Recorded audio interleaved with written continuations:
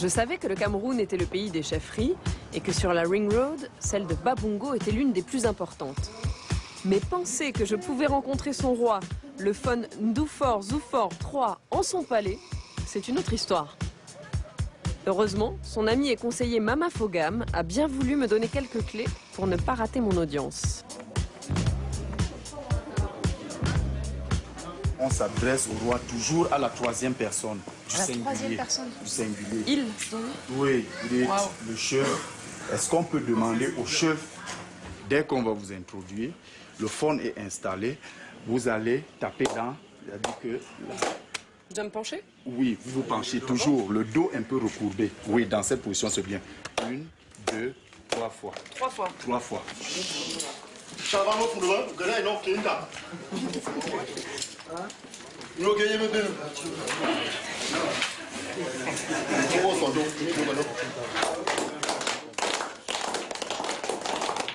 Majesté le roi des Babongo, je vous amène mademoiselle Tania.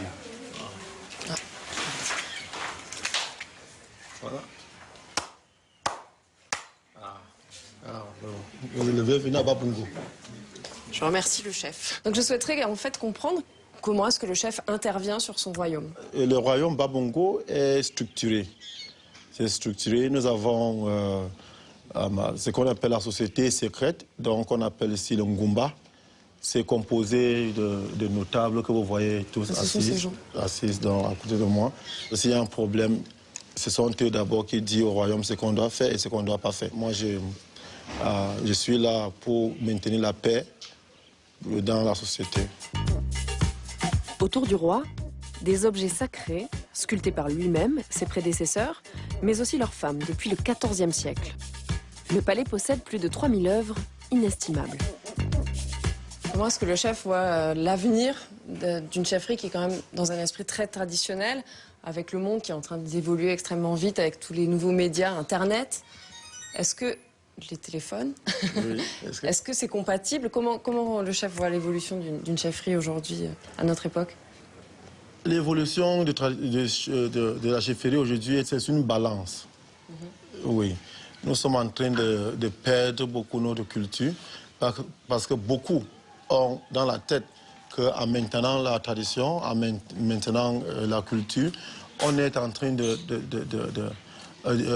bafouer les règles religieuses. Par exemple, en patois, mais du que